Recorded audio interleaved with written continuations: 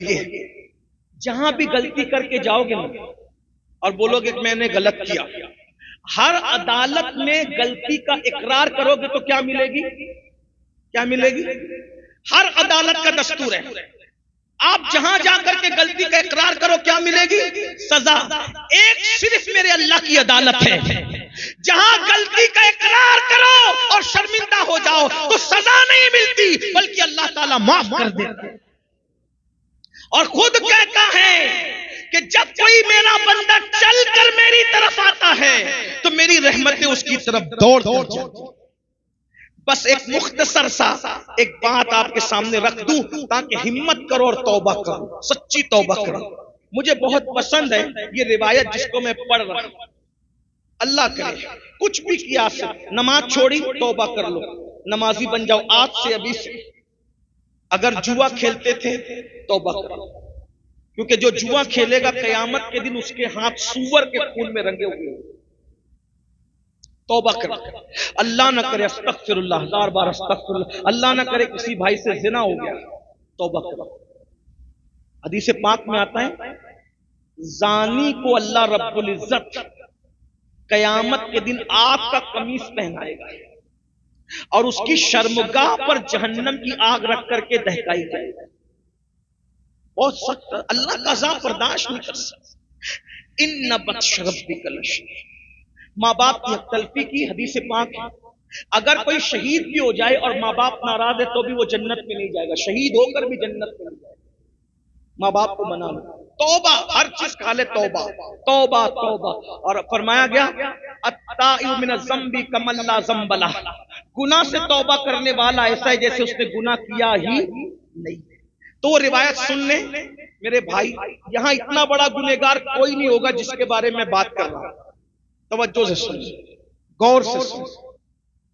سیدنا حدیث پاک کا مفہوم اپنے الفاظ کے جامع میں پیش کر رہا ہوں، پہلے بھی توجہ، جس جو گناہ کیا توبہ کرو، اور توبہ کا مطلب کیا ہے؟ بدل جاؤ، تبدیل ہو جاؤ، اپنے آپ کو چینج کر لو۔ اور آج تو 25ویں شب ہے، اس سے اعلیٰ حضرت بھی رحمت للعالمین کا جشن بھی، فاروق اعظم سرکار اللہ کے رسول علیہ السلام کے کاشانے میں جانے لگے تو دیکھا کہ دروازے پہ ایک جوان لڑکا بیٹھا ہے، ایک نوجوان بیٹھا ہے، اور اب کھاک اٹھاتا ہے اپنے سر پہ ڈالتا ہے، کھاک اٹھاتا ہے اپنے سر پہ ڈالتا ہے، کھاک اٹھاتا ہے۔ فاروق اعظم نے کہا تو کیا کر رہا ہے؟ اس نے کہا عمر میں بہت بڑا پاپی، بڑا مجرم آدمی، حضور سے ملنے آیا ہوں، ہمت نہیں ہو رہی ملنے کی، اس لیے سر پہ کھاک ڈالتا۔ آپ حضور سے اجازت لے دیجیے کہ حضور اجازت دے دے کہ میں حضور سے ملوں۔ فاروق اعظم گئے، کہا یا رسول اللہ ایک جوان ہے جو سر پہ کھاک ڈال رہا ہے دروازے پہ آپ کی چوکھٹ پہ بیٹھ کے، اس نے حضور ہی چاہتا ہے، حضور اجازت ہے؟ حضور علیہ السلام نے بلایا، اجازت دی۔ اس جوان سے پوچھا ہے جوان کیا ہوا؟ کہا حضور دعا کر دو کہ اللہ مجھے بخش، اللہ مجھے معاف کر۔ آقا نے فرمایا تو بتا تو صحیح تو نے کیا کیا ہے تاکہ میں تیرے لیے دعا کروں۔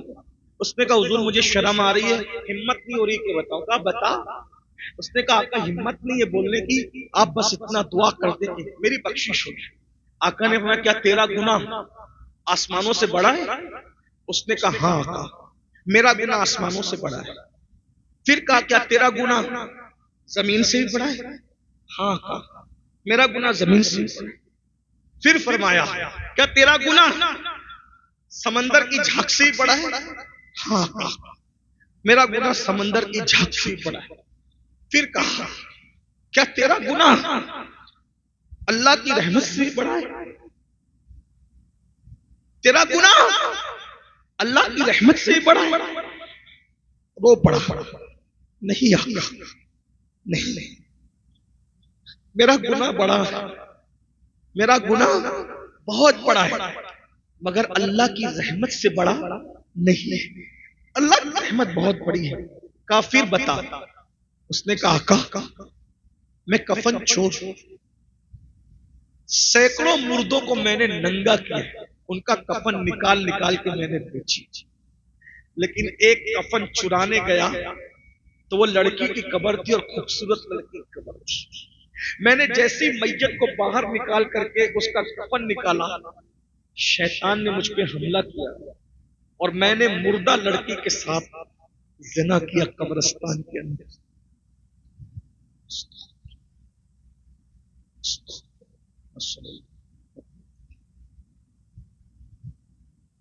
एक मुर्दा लड़की के साथ कब्रिस्तान में ज़िना। जब ज़िना किया तो वो लड़की जिंदा हुआ और उसने कहा तू तबाह हो, तू बर्बाद, अल्लाह तुझे कभी माफ न करे। तूने क्या किया? मैं भागा। सदाए बाज़गश्त मेरे कानों में गूंजती, न दिल को चैन न रात को चैन। गुनाह बेचैन, गुनाह बेकरार करके सुन लो। आज जो मुसलमान कहता है ना हजरत सब है सुकून नहीं है, अरे क्यों सुकून नहीं है? क्योंकि हम गुनाह करते हैं। गुनाहों ने सुकून छीना है। पैसों से नरम गद्दे खरीद सकते हो, सुकून नहीं खरीद सकते। ऐसी सारी दौलत से खरीद सकते हो, सुकून नहीं खरीद सकते। ज़ेवरात खरीद सकते हो, सुकून नहीं खरीद सकते। गुनाह सुकून छीन लेते हैं, गुनाह चैन छीन लेते हैं। उसने कहा हुजूर सुकून नहीं है। कहते हैं कि जो जितना बड़ा आलिम होगा वो उतना ज्यादा अल्लाह से डरने वाला होगा।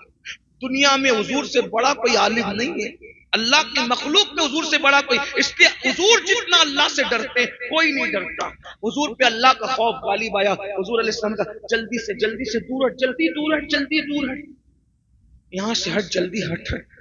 तूने वो किया कि मुझे डर लग रहा है, तेरी वजह से आग ना बरस पड़े आसमान से, जल्दी जा यहां से, जल्दी। उसको धुतकारा नहीं, अल्लाह के नबी पे खौफ गालिब आ गया। जल्दी तू यहां से हट जा, आग ना बरस पड़े। वो हट गया। अस्तगफिरुल्लाह, अस्तगफिरुल्लाह, तौबा ही तौबा, तौबा ही तौबा।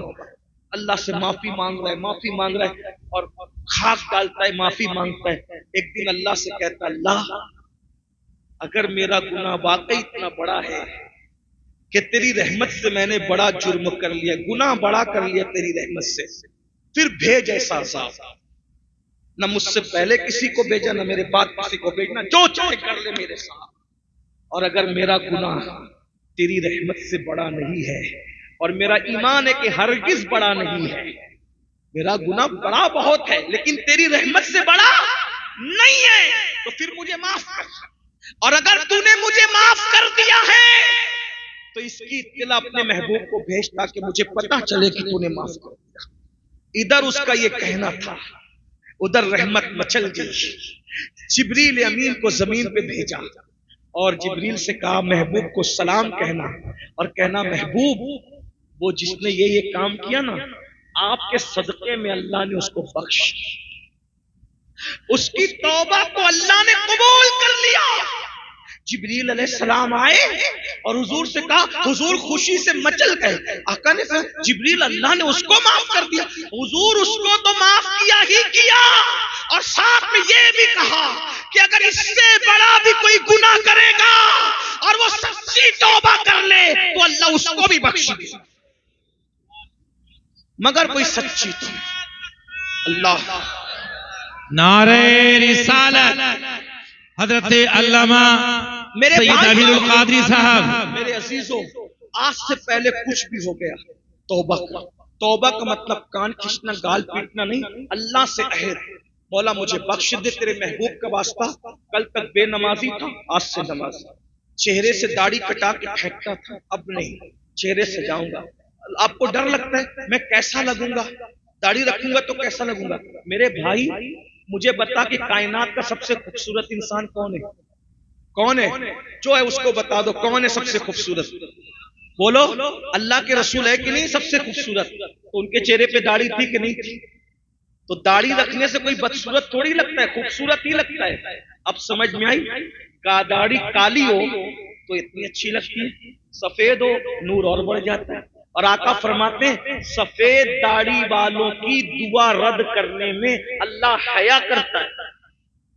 अल्लाह फरमाता है मुझे हया आती है कि मैं सफेद दाढ़ी वालों की दुआ को रद्द कर दूं। अल्लाह रद्द नहीं करता। दाढ़ी काली हो तो खूबसूरत और सफेद हो तो नूर अल्लाह नूर, और दुआ भी मकबूल। इसलिए चेहरों की दाढ़ी ना, ताश के पत्तों से बचो, शराब से बचो, जुए से बचो, हराम धंधों से बचो, तौबा करो और जिंदगी का, नई जिंदगी का आगाज करो। क्या मैं पूछ सकता हूँ آج سے کون کون پکا ارادہ کرتا ہے کہ انشاءاللہ نماز نہیں چھوٹے گی؟ آئے سبحان اللہ، سلامت رہیں، اٹھا کے رکھیں، اللہ کو گواہ بنائیں۔ ارادہ کرتے ہو اٹھا کے رکھیں ذرا اچھے سے، بھائی چیٹنگ کرو گے تو اللہ دیکھ رہے ہیں، وعدہ کرو گے تو بھی فرض ہے، نہیں کرو گے تو بھی فرض ہے۔ بتاؤ کتنے لوگ آج سے 5 وقت کی پڑھیں گے انشاءاللہ؟ اللہ وعدہ کرنا ہمارا کام ہے، ہمارے وعدے کی لاج رکھنا تیرے کرم پر ہے، تیرے محبوب کا واسطہ لاج رکھ لے سب۔ کتنے جوان ہیں جو اپنے نبی کی محبت میں آج سے اپنے چہرے پہ داڑھی سجاتے ہیں؟ سبحان اللہ، ذرا بتائیں نا، اللہ کو گواہ بنائیں، اٹھا کے رکھیں، ذرا دیکھیں تو صحیح، بنا کر فقیروں کا ہم بھیز غالب تماشائے اہل کرم۔ ذرا ہم بھی تو دیکھیں تماشائے اہل کرم۔ میں دیکھ رہا ہوں، میری نظر کام کر رہی، ذرا ہاتھ اٹھا کے رکھیں، اٹھا کے رکھیں، ذرا دیکھیں، اللہ کو گواہ بنائیں۔ سبحان اللہ، ماشاء اللہ، کیا کرم ہو جائے گا پھر۔ ارے جب نبی کے نام پہ جان دے سکتے ہیں تو داڑھی کے بال کیوں نہیں بڑھا سکتے؟ بڑھا سکتے ہیں، بالکل بڑھا سکتے ہیں۔ میں بات اسی پہ ختم کرنے لگا تھا، لیکن ایک خوبصورت بات یاد آ گئی، اگر اجازت دے تو بول دوں۔ حالانکہ مجھے پہنچنا ہے وقت پر، ٹائم زیادہ ہو گیا، صبح کی یعنی 5 بجے ایئرپورٹ پہنچنا تھا اور ابھی بہت کچھ بات۔ ایک بات سنیے، غریب نواز سرکار نے، غریب نواز سرکار اپنے سرکار جنہوں نے لاکھوں کو ایمان کی دولت، ہندوستان میں اسلام کی باغ و بہار غریب نواز کی محنتوں کا نتیجہ ہے۔ میرا آقا، میرا راجہ، ہم سب کا راجہ، پیارا خواجہ، نبی کا بیٹا، علی کا راج دلارا، سیدہ کی آنکھوں کا تارا، سرکار غریب نواز خواجہ ہند، وہ دربار ہے اعلیٰ تیرا، کبھی محروم نہیں مانگنے والا۔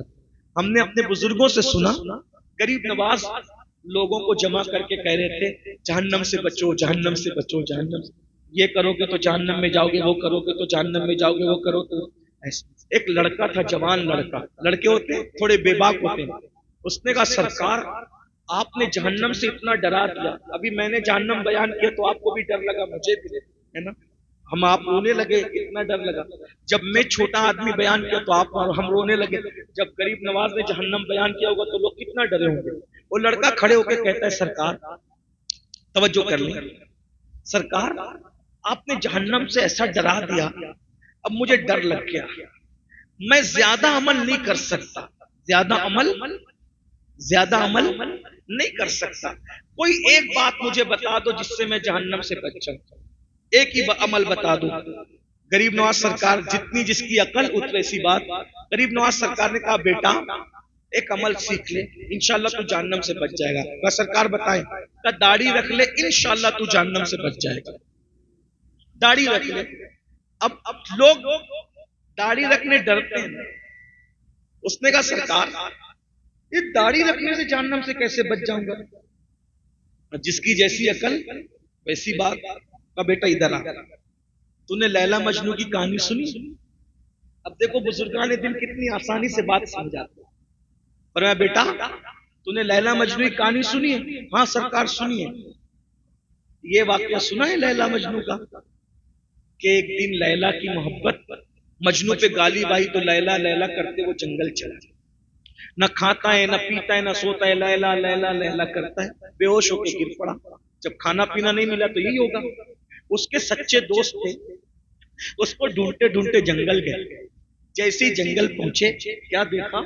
وہ بے ہوش پڑا ہے، پانی کے چھینٹے دیے، مجنو ہوش میں آیا، وہ اس کو کہا رے مجنو، نہ کھانا نہ پینا نہ سونا، کیا حال بنا رکھا ہے تو؟ لیلا کی محبت میں پاگل، ہم تیری محبت میں پاگل ہے، یہاں تک آ گئے، کچھ کھائے گا؟ اس نے کہا بھوک بہت لگی، کئی دن سے کھایا نہیں تو کچھ کھلا دو۔ بولے رک انتظار کر۔